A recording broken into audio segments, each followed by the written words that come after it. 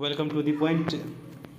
सभी दोस्तों को वेलकम। तो आज स्टार्ट करते हैं महत्वपूर्ण डैम्स, यानी कि महत्वपूर्ण बांध, इम्पोर्टेंट डैम्स पे ही आपको मिलेगा हाइड्रो पावर प्रोजेक्ट। जितना बड़ा बड़ा भी डैम है वहाँ पे आपको हाइड्रो पावर प्रोजेक्ट का निर्माण किया गया है। अब डैम्स का निर्माण क्यों किया जाता है? डैम्स का निर्माण आज के दौर में सबसे बड़ी उपयोगिता है सिंचाई के लिए। साथ में इस पर महत्वपूर्ण हाइड्रो पावर प्रोजेक्ट लगा के जो है कि जल विद्युत उत्पादित किया जा रहा है। और इसके साथ साथ जो है कि डैम्स इतना बड़ा होता है कि आसपास और उसमें पानी इतना ज़्यादा होता है कि अंडरग्राउंड वाटर लेवल को भी मेंटेन करने का एक जरिया है डैम्स। तो चलिए दुनिया के महत्वपूर्ण डैम्स की चर्चा एक बार करते हैं।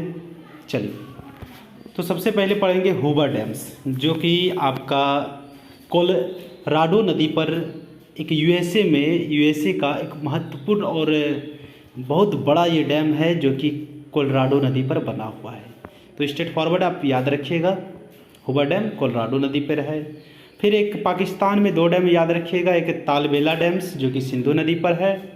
मंगल डैम्स ये हाल ही में चर्चा में रहा था क्योंकि भूकंप से क्षतिग्रस्त हो गया था। ये पाकिस्तान के यानी कि पीओके में है, पाकिस्तान ऑक्यूपाइड कश्मीर में है मंगल डैम्स। ये भी याद रखिएगा। कोंट्रा डैम्स जो कि स्विट्ज़रलैंड में है। फिर एक है अल्मेंड्रा डैम्स जो कि आपका टॉम्स नदी पर है, स्पेन में एक महत्वपूर्ण डैम्स है। और सबसे इम्पॉर्टेंट है इतेपू डैम्स जो कि बराबर एग्जाम में आपका पूछा जाता है, इसको याद रखिएगा। ये पराना नदी जो कि अमेजन की एक सहायक नदी है ब्राज़ील में, ये आपका इतेपू डैम बना हुआ है। फिर है मोंटिसेलो डैम्स जो यूएसए का एक डैम है। और अतातुर्क डैम्स ये इम्पोर्टेंट है आपका। अतातुर्क डैम जो है कि आपका तुर्की में एक नदी बहती है यूफ्रेटस नदी, उसी पर बना हुआ है। और सबसे इम्पॉर्टेंट यही क्वेश्चन है आपका कि करीवा डैम्स जो कि बराबर एग्जाम में आपका पूछा जाता है, ये भी याद रखिएगा। जाम्बेजी नदी पर है, जिम्बाब्वे में ये बना हुआ है करीवा डैम्स।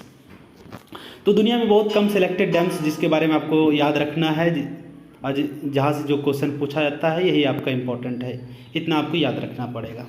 चलिए भारत की ओर रुख करते हैं। भारत में देखते हैं कि कौन कौन सा बांध है और उस पर कौन कौन सा परियोजना है, जल विद्युत परियोजना है, उस पर हम चर्चा करेंगे। तो हाइड्रो पावर प्रोजेक्ट को जो है ना क्लासीफाई किया गया है कि जो हाइड्रो पावर प्रोजेक्ट लगा हुआ है जिस बांध पे या जिस नदी पर बंधा हुआ है, उनके उत्पादन क्षमता के अनुसार उसको 3 कैटेगरी में बांटा गया है। जैसे कि माइक्रो है, मिनी है और स्मॉल है। माइक्रो उसको कहते हैं जो कि 100 किलोवाट तक ऊर्जा उत्पादित करता है। मिनी उसको बोलते हैं जो 101 से लेकर 2 मेगावाट तक। और स्मॉल उसको बोलते हैं, किसको बोलेंगे, जो 2 मेगावाट से लेकर 25 मेगावाट तक। फिर इसके अलावा एक और कैटेगरी होता है जिसको बोलते हैं मेगा कैटेगरी। इसमें 2 तरह का होता है, एक हाइड्रो प्रोजेक्ट होता है, एक थर्मल प्रोजेक्ट होता है।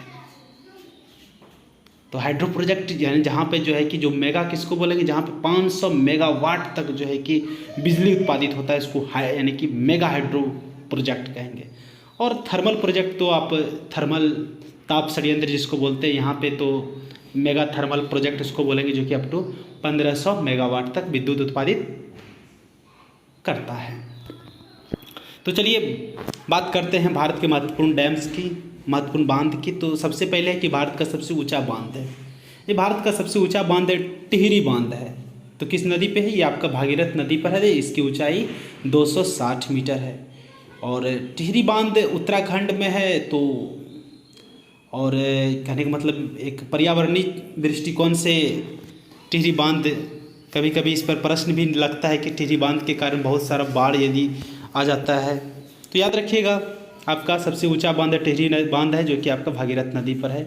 और सबसे लंबा बांध की बात करते हैं तो हीराकुंड बांध है आपका, जो कि किस नदी पे है? आपका हीराकुंड नदी पे है, याद रखिएगा। इसकी आपका लंबाई कितना है? ये लंबाई याद रखिएगा आपका 26 किलोमीटर के करीब है और महानदी पर अवस्थित है। और सबसे इम्पोर्टेंट कि भाई भारत में सबसे पुराना बांध कौन सा है? तो याद रखिएगा कि 2री सदी में ये बना था बांध, चोल वंश के राजाओं ने इसको बनवाया था। इसको बोला गया है कलानई बांध। और इसको जो कि कावेरी नदी पर है। कहाँ पे है? आपका तमिलनाडु में है। और इस बांध को जो है कि एक और नाम से जानते हैं, इसको अनिकट बांध भी कहा जाता है। ये चीज़ आप याद रखें।